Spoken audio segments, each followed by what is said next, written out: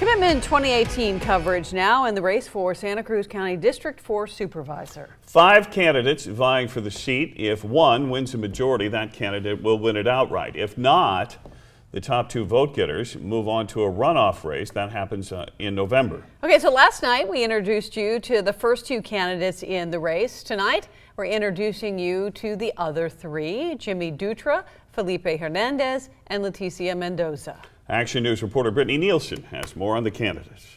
5 candidates are hoping to represent District 4, which covers most of Watsonville and the Pajaro Valley, along with Aromas.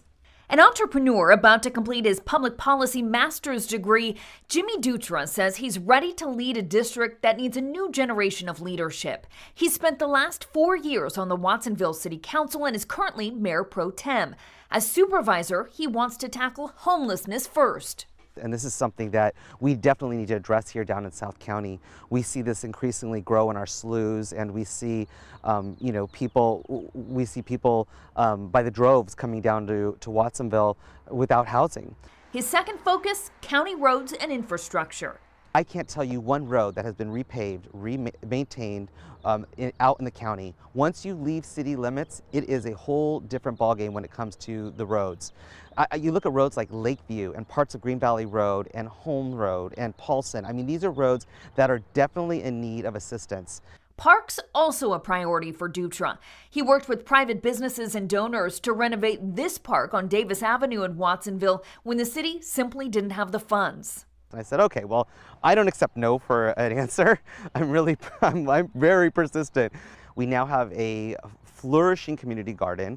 The Police Activities League moved in to the abandoned building, and we put in after-school programs for kids. He wants available grant money used for Ramsey Park, and he's worked extensively to clean up Watsonville sloughs. That's just something really big, is just keeping the sloughs clean and away, and having them needle-free. Directly behind me, there were also trails that I helped clean as well, and so we just don't have those issues here anymore. So that's something I'm very proud of. Fellow candidate and Watsonville City Council member Felipe Hernandez has served the city for 6 years. Affordable housing is at the top of his list. We have a lot of young people that are being pushed out of Watsonville, working families, and moving on to like different areas of Hollister, Los Baños. But, this is a regional issue, so we have to deal with it as a region.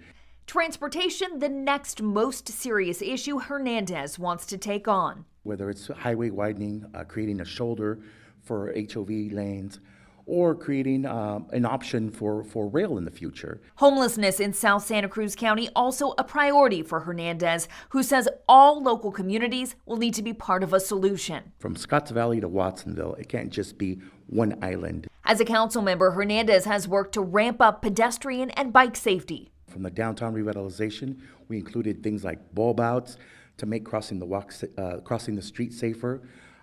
We've done high visibility crosswalks. We've done flash beacon crosswalks all through Main Street now. And so those are the kind of things that prevent. And he wants more recreation options for the area's big youth population. 34% of the population is under 19, so we have to do something for young people to do, especially during those critical times between 3 p.m. and 7 p.m. We need to find things for young people, whether it's sports, organized sports, whether it's activities like the skate park that we did, BMX pump tracks, more soccer fields. YWCA Executive Director of Watsonville and Carrillo College trustee Leticia Mendoza rounds out the District 4 candidates for supervisor. Mendoza looks at District 4's biggest challenges as intertwined. We have to see the relation that is involved in all of them. When you make a decision about one thing, how that impacts something else. And a lot of that comes from my background in urban planning. She says employment and preparing students for the workforce would be one of her top priorities as supervisor. So I felt that we needed to look into this to match what we needed, what the employers need, with the careers that we are offering at Cabrillo College. Analyzed along with that, she says, should be transportation. Well, let's see if we can provide some type of transportation, rather than having everyone drive their car. I mean, that is just in Silicon Valley, where they take people to the job. So that will alleviate part of the problem. And directly linked to that, Mendoza says, is housing, and she has teachers in mind. So if we cannot increase the wages, let's try to build housing that is provided for the teachers so that they can afford to live in this community and they don't have to work 2 or 3 jobs to be able to make it. Mendoza wants to bring the female perspective to the all-male Board of Supervisors.